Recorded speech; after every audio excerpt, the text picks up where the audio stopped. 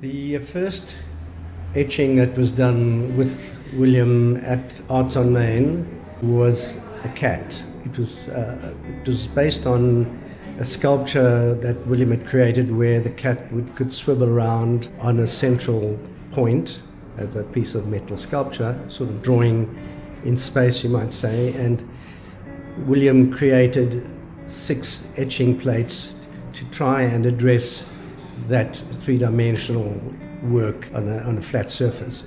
It took some while for the 6 plates to all be proofed, and then when they were finally all ready to be discussed, they were laid flat on a table and the works were put down in more or less a normal grid, 6 works lying horizontally next to each other.